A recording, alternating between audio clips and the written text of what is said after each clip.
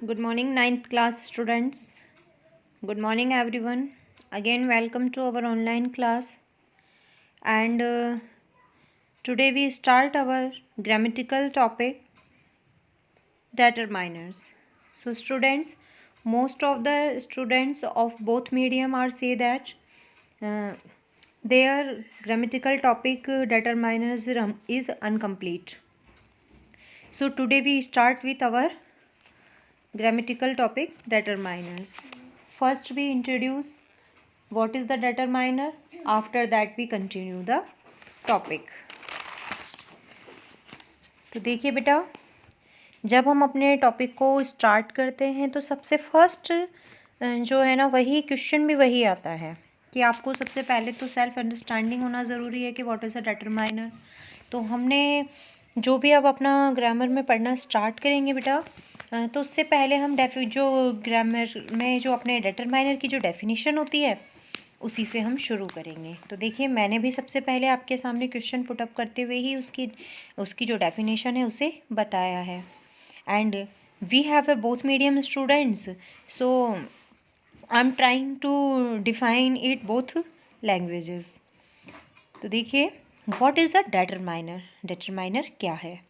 इन grammar, अगर हम grammar में बात करते हैं, determiner is a word which is used at the beginning of a noun group to indicate, for example.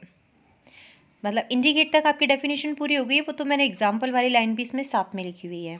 तो आप देखिएगा तो सिर्फ इसकी डेटरमाइनर की डेफिनेशन इतनी सी है कि a determiner is a word which is used at the beginning of a noun group to indicate. कि ग्रामर में अगर हम डेटरमाइनर की बात करते हैं तो डेटरमाइनर एक ऐसा शब्द है जिसे किसी भी नाउन या जो ग्रुप ऑफ नाउन होता है ये उसकी शुरुआत से पहले इसका यूज़ किया जाता है, जो उस नाउन की तरफ या उसके ग्रुप की तरफ जो है इंडिकेट करता है।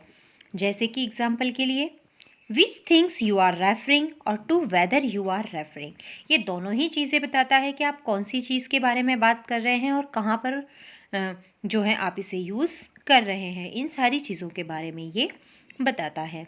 ये तो थी हमारी इंग्लिश की डेफिनेशन। अब हम थोड़ा इसे हिंदी में भी देख लेते हैं। डेटरमाइनर वह शब्द है जो किसी नाउन से पहले आकर उस नाउन की पहचान बताते हैं। तो ये ऑलरेडी हमने लिखा है कि determiner is a word which is used at the beginning of a noun group to indicate. अब जब हम डेटरमाइनर पढ़ रहे हैं तो सबसे फर्स्ट हमें डेटरमाइनर जो है कंटिन्यू करने से पहले नाउन के बारे में जानना होगा, क्योंकि हमने क्या पढ़ा है डेफिनेशन में, बार बार एक वर्ड इंडिकेट किया गया है नाउन। तो firstly we know about the noun. Noun is a word of a name, person, place और थिंग। ये तो हम जानते हैं कि नाउन जो है किसी भी प्लेस के, पर्सन के या थिंग के नाम के लिए हम यूज़ करते हैं। लेकिन नाउन कितने होते हैं, नाउन कितने प्रकार के होते हैं, कैसे उन्हें पढ़ा जाता है, फर्स्टली भी शॉर्टली रिवाइज्ड इट।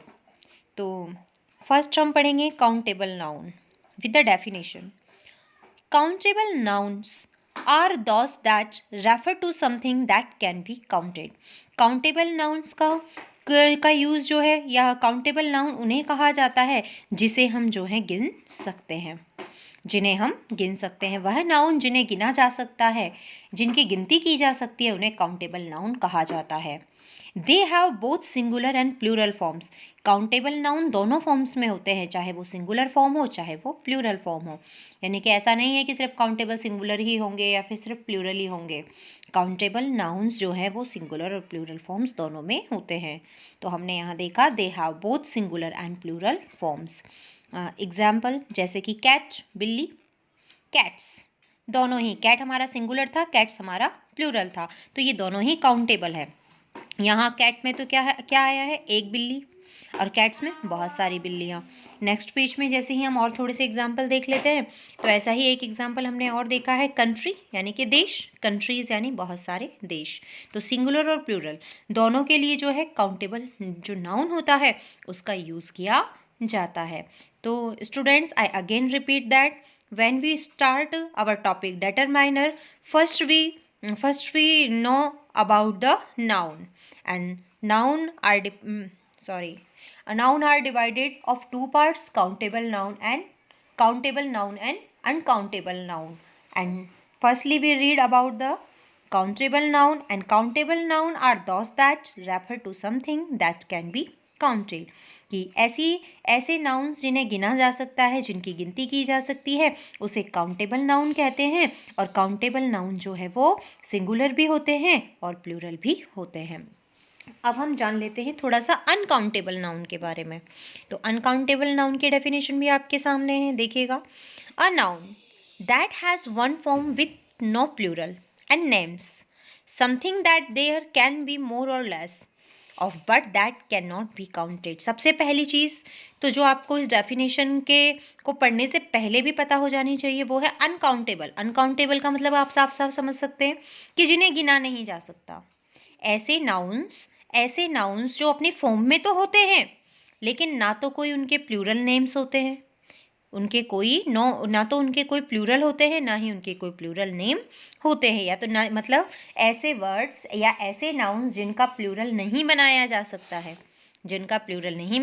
सकता है, या जिसे गिना नहीं जा सकता है, उन्हें हम अनकाउंटेबल नाउन कहते हैं.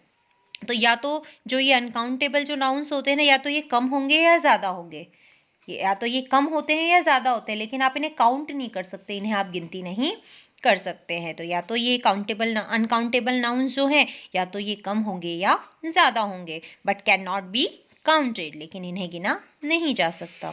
एग्जाम्पल में देख लीजिए, हीट गर्मी. आप गर्मी ज़्यादा है या गर्मी कम है, या आप ये कह सकते हो, लेकिन ये नहीं कह सकते हो एक गर्मी है या दो गर्मी है. आप ऐसे नहीं कह सकते क्योंकि आप इन्हें काउंट नहीं कर सकते हैं. इन नंबर्स में आप इन्हें काउंट नहीं कर सकते. मोर और लेस कह सकते हैं, मोर और लेस में आप इसका यूज़ कर सकते हैं, लेकिन इसे आप जो है काउंट नहीं कर सकते हैं, नंबर्स में इसे जो है डिफाइन नहीं कर सकते हैं. सेकंड एग्जांपल देखिए, मिल्क में भी जो है मोर और लेस हो सकता है. शुगर भी मोर और लेस हो सकती है, लेकिन इन्हें काउंट नहीं किया जा सकता है. तो ऐसे नाउन्स जिन्हें मोर और लेस में तो डिफाइन किया जा सके, कम या ज़्यादा करके तो बताया जा सके, लेकिन जिसे गिना नहीं जा सकता, उसे अनकाउंटेबल नाउन कहा जाता है. सो स्टूडेंट्स, होप दैट आप लोगों को नाउन जो है वो अच्छे से समझ में आ गया होगा. Firstly we again repeat the determiners. Determiners वह शब्द होते हैं जो किसी भी नाउन से पहले आकर, डेटरमाइनर्स वो शब्द होते हैं बेटा जो किसी भी नाउन से पहले आकर उस नाउन की पहचान बताते हैं, उस नाउन की क्या पहचान है उसे बताते हैं. अब आते हैं नाउन की बारी. तो नाउन भी दो प्रकार के होते हैं. फर्स्ट है अपने काउंटेबल और सेकंड है अनकाउंटेबल. जो काउंटेबल है उन्हें काउंट किया जा सकता है, और काउंटेबल नाउन जो है वो सिंगुलर भी होते हैं और प्लूरल भी होते हैं. और सेकंड है अपना अनकाउंटेबल नाउन. जैसा कि नाम से ही पता चल रहा है, इन्हें नंबर्स में जो है काउंट नहीं किया जा सकता है, लेकिन मोर और लेस में इसे बताया जा सकता है, जैसे कि हीट, मिल्क एंड शुगर. तो ये तो हमने जो है बेसिक नॉलेज ऑफ नाउन की पढ़ ली. अब ये देख लें कि डेटरमाइनर्स कौन कौन से होते हैं. हम जो है डायरेक्ट नेम से डेटरमाइनर्स पढ़ेंगे. फर्स्टली जो है ना हम उसका नाम जानेंगे, बाद में हम उसे जो है अच्छे से डिटेल में पढ़ेंगे. तो नेक्स्ट देखिए, अब आपके पास डेटरमाइनर्स हैं कि डेटरमाइनर्स कौन कौन से, उनके नाम मैंने यहाँ लिखे हुए हैं. तो देखिए, सबसे इम्पॉर्टेंट ऑफ योर क्लास जो है, सबसे इम्पॉर्टेंट आपके होते हैं ए एंड दे हैं. इसके अलावा this, that, these, those, either, neither, ये जो है ये सबसे इम्पॉर्टेंट है. तो इन्हीं के नाम मैंने यहाँ पर लिखे हैं कि सबसे इम्पॉर्टेंट जो आपके डेटरमाइनर्स हैं वो हैं a and the, some, any, little, a little, the little, few, a few, the few, many, much, each, every, this, that, these, those, both, all, either, neither, various, several, none, enough, less, a lot of, a good deal of, etcetera etcetera. छोटे मोटे तो बहुत सारे होते हैं, लेकिन according to your 9th standard जो हैं मोस्ट ऑफ डेटरमाइनर्स यही होते हैं. और इनमें से भी सबसे ज़्यादा इंपॉर्टेंट बेटा ये वाले होते हैं आपके ए एंड द. जो आपका आर्टिकल आता है ना, इंडेफिनिट आर्टिकल्स जो है, डेफिनेट और इंडेफिनिट आर्टिकल,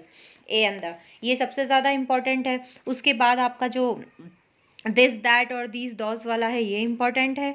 आफ्टर दैट आपके आइदर और नाइदर का यूज़ आएगा, और उसके बाद आपका ईच, एवरी, बोथ, ऑल का यूज़ आएगा. फिर हम जो है little, a little, the little हमारे लिए आता है, और फ्यू, अ फ्यू और द फ्यू का. इसके बाद तो अपने छोटे मोटे और भी जो भी हैं वो हमने सारे मोस्ट ऑफ लिख लिए हैं according to your 9th standard.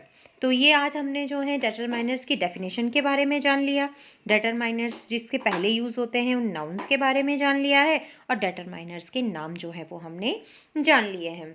And hope that जितना भी आज हमने डिटरमाइनर्स के पार्ट को पढ़ा है उतना आपको डिटरमाइनर वाला जो पार्ट है वो समझ में आ गया होगा। बिकॉज नेक्स्ट डे से हम जो है अब इन्हें डिटेल में पढ़ना स्टार्ट करेंगे। डिटेल में हम अच्छे से जो है हम हमारा जो फर्स्ट आर्टिकल है अपना ए, इसी से स्टार्टिंग करेंगे। तो जब हम देखते हैं ए और एन की बात करते हैं तो हम लोग छोटी क्लासेस में जब हम फर्स्ट सेकंड में होते हैं तभी से हमारे क्या है ना, हमें नॉर्मल ग्रामर जो है वो पढ़ानी स्टार्ट हो जाती है, हम लोगों के सिलेबस में आने लगती हैं। जैसे कि नाउन की डेफिनेशन, प्रोनाउन की डेफिनेशन, आर्टिकल में most of A and the का यूज़ तो हम जो है फर्स्ट सेकंड के बाद तो मोस्ट ऑफ बच्चे जो हैं उन्हें सिखाना स्टार्ट हो जाता है। इसके अलावा जो छोटी क्लासेस के बच्चे होते हैं उन्हें ही दिस दैट दीज दॉज जो है उन्हें तो बहुत छोटी क्लासेस से समझा दिया जाता है। तो इसलिए ज़्यादा शायद आप लोग भी जो हैं बोथ मीडियम्स के हैं, लेकिन दोनों ही मीडियम में ये चैप्टर्स जो हैं वो सेकंड थर्ड क्लास में कंटिन्यू हो जाते हैं, और ऑफ दैट फोर्थ फिफ्थ तक तो बेटर जो है आप लोगों को समझ में भी आ गए होंगे, लेकिन फिर भी अब आपके सिलेबस में है तो इसे हम देख लेंगे। तो जो अपना फर्स्ट वाले जो आर्टिकल रहेंगे ए और एन, इन्हें हम इंडिफिनिट आर्टिकल के नाम से जानते हैं। इन्हें हम कौन सा आर्टिकल कहते हैं?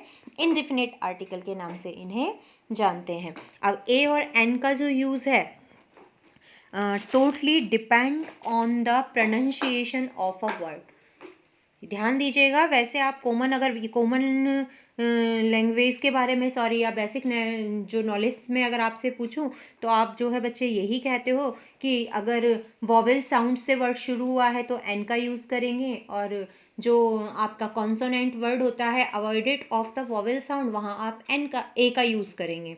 लेकिन इट्स नॉट अ राइट।